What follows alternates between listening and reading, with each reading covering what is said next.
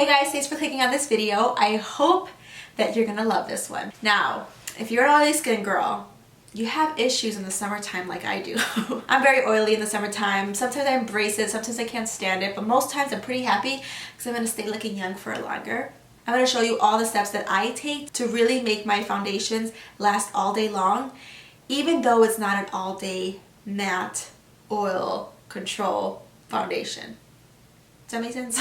I'm going to be using a very regular old foundation. I'm not going to use a long-lasting foundation on purpose, so I can show you guys some tips and tricks that I use to really make my foundation last all day long, even though it's not an all-day lasting foundation meant for oily skin. Does that make sense? So if you want to see how I do everything, then keep watching. Okay, I've already moisturized my skin, so I'm not going to really talk too much about that because honestly, I think that as long as you do these after steps, you can really take your makeup further throughout the day. There are some moisturizers that I think are better for oily skin, but for now, I'm not even going to talk about that. The foundation I'm using today is the No. 7 Stay Perfect Foundation. Originally, when I wore this foundation in my last video, I'll link it in a card above here, but I talked about this foundation. I actually used a color that was a little bit too dark. I exchanged it for this one. This one's in the color Warm Sand. I'm about an NC40, NC42. I always kind of go in between. I have other darker foundations, so this one would be perfect for the everyday kind of wear. Pretty much on one half of the face, I'm going to be doing all the things that I would probably normally do in a day-to-day. And then on this side of my face, I'm going to really put all the effort into making sure that this side lasts longer. So that's the plan. I'm using a dual fiber brush for this particular foundation. I think it does work better. Not necessarily for longevity, but with this foundation in particular, I think it works a little bit better than a sponge. So the reason I'm using this foundation in particular is that it's not necessarily one that's great for matte skin or matte finish. You'll see in the demo that all day wear doesn't necessarily mean that. I think if you do all these extra steps, it can take it there. But I chose this foundation because it's not like a L'Oreal Pro Matte where it's really going to stay all day. And that one I really do think is the best for hot summer days, honestly. The techniques I'm showing you with this particular video is more about how to make really any foundation work for you for those hotter days. Or really if you just want it to last long. I think I could have just went ahead and used the L'Oreal Pro Matte foundation for this because I know that it does last forever. That's actually what I wore for my wedding day and in Costa Rica, so it was really hot, humid and everything like that, and it lasted all day. I didn't touch up once. Not at all. So yeah, that's gonna give you the longevity, but if you don't necessarily have that foundation, or if you have a foundation that has a better skin match, then this hopefully will give you some tricks. Alright, now that I have my foundation on, I'm going to use a concealer. This one I also chose because I think it works really, really well for a hotter day or really longevity.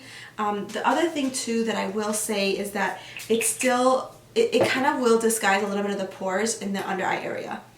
You can use whatever concealer that makes sense for you, or the one that you like the best, or the color that you like the best. I'm just using this one because I think it does work really well. But I tried this yesterday with a different concealer and it worked just as well. Make sure you get these inner corners right here. I'm going to show you guys kind of a little bit of what I do to help those sunglasses demarcation marks from forming. It's not 100% bulletproof, but it does make a difference. This next step is going to be the more important part of this tutorial, I think, but there's levels to this. Don't mind the packaging. This is a Soap and Glory moisturizer. I actually just bought the full one because I love this smell so much.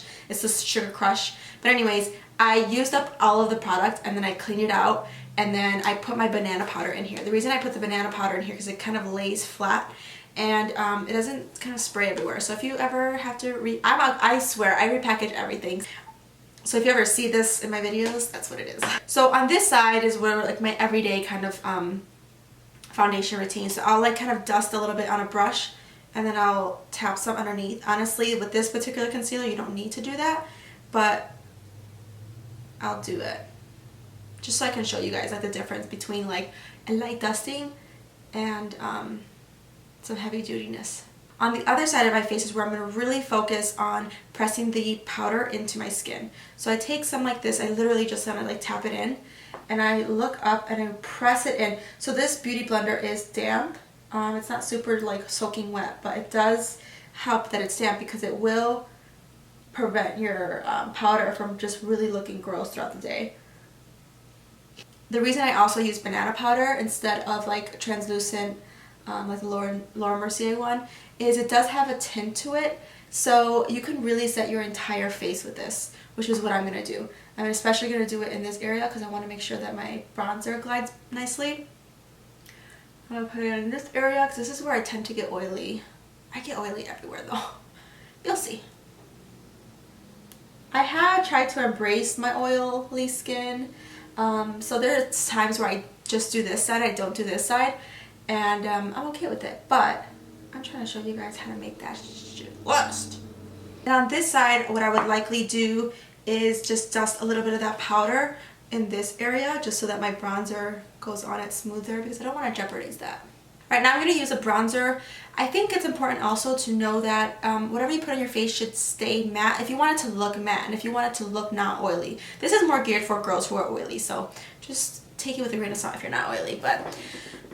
So I'm going to use this bronzer. It does have a little bit of like a, I wouldn't even call it a sheen. It just looks very natural on the skin. There's no glitter, no shimmer, but I'm going to use that on my cheeks to bronze. So I'm going to do the same thing on both sides.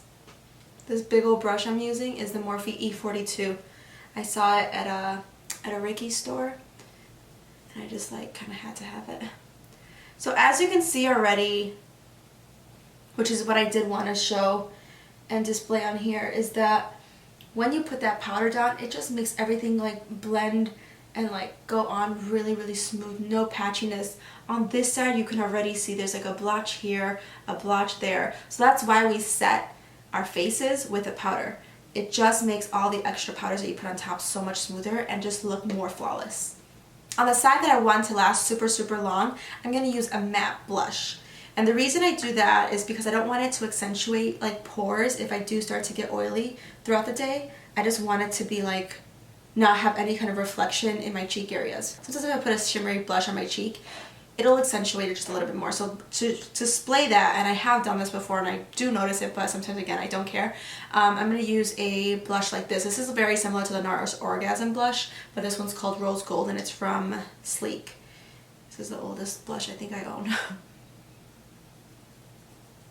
So it's beautiful and everything, and it does have a very slight sheen to it. It does add to making it look a little bit more worn in. Now that that's on, I'm going to, what I normally would do is I would kind of take a little blush, or brush, and then with my powder, and just kind of carve, just to make sure everything looks cut. And then on this side, I would just use whatever's on here. Alright, I'm going to quickly do the eyes. I'm just going to use a regular mascara because actually this is one that I really love for lasting all day and also taking off easily at night. This is the Wet n Wild Skin Mega Slim Skinny Mascara. They have a little bit of fibers in them, but I just love this mascara. The thing I will say about it is that it's not perfect for everybody. Mascaras are very personal. So I actually bought one for my sister, my twin sister, and you know, we have like the same everything, same hair, everything. And she hated this one. She's like, I hate it, I'm gonna give it back to you. I'm like, yay! So it just didn't work out for her. So if you don't love it, I'm sorry, but I did try. Also really quickly, I want to mention this particular eyeliner pen.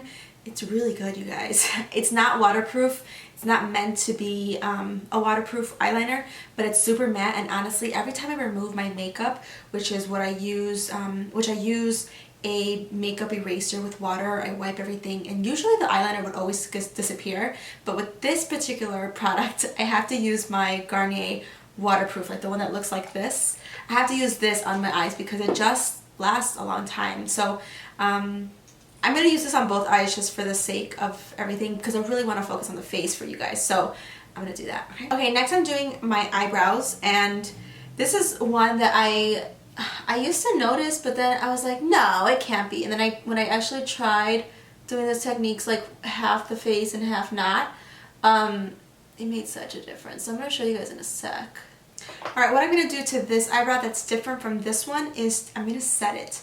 I'm going to use the Make Me Brow by Essence. I think it's also a really good product. I really love it so much. It's called, the color is in Brownie Brows. Yeah, Brownie Brows. It's the number 2. So I'm going to coat my brows. And so when you set your brows, it also makes it look like fresh makeup all day long.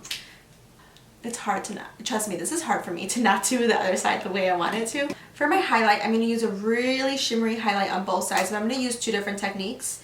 So usually what I'll do is, this is the one, the Kiko brand. This is 208. It's an eyeshadow, but people use it as a highlighter, and it's awesome. So usually what I do is I do one of these, and it's beaming, and it's sexy, and it's sickening. And every once in a while I'll kind of just like tap it in here just to kind of blend it in. The side that I see usually lasting longer is when I put it with a brush like this. This is one from e.l.f. And I literally am buffing it into the skin in those areas. So I'm trying my best to keep it away from here, but again, here I just go in. So try your best to kind of like focus it. I know it's a bigger brush. You can always use the smaller ones. I think they have a ton. But I really buff it in. And then we're gonna set our faces. The setting spray that I'm using is called Make It Last. It's the 16-hour Wear Prime Correct Set Setting Spray from Milani. I love this one. You're gonna see that it does give you like a little bit of sheen, but I'll show you what I do with it to kind of counteract that a little. One sec. I'm going to take a face powder. This is just one that I would set my face with if I was going to. And I'm going to take some of that and I'm just going to buff it all over my face very, very lightly. I'm not trying to get coverage. I'm really just trying to set some of that shine that this is going to set. You can already see it in my forehead. It does give you a little bit of that luminosity, that dewiness, which I like, but I only wanted to focus it on my cheek. And if you know yourself really well, you know that you get oily, like hella oily like I do, then dip your sponge again into your banana powder or any kind of like fixing, like any kind of powder that you usually use. Press it into whatever area you get oily. So I always get oily right here, really bad. So I'm gonna press it in there. And then if you feel like your shine has kind of dimmed, you can always add a little bit more, but again, you're using that buffing technique. And maybe I'll kind of do one of these just to kind of settle some of it. But you're going to see that it does wear a little bit differently. Alright, this is the starting point, so I'm going to check back in a few hours, like some progress footage, because you're going to see a huge difference from this side of the face, which looks very beautiful, kind of is kept matte, versus this side, which already has a beautiful dew.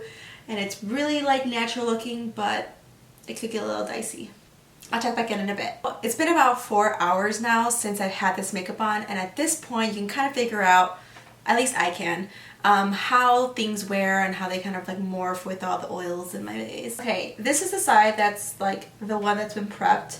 You can see there's like hardly anything here. Looks good, nothing has moved.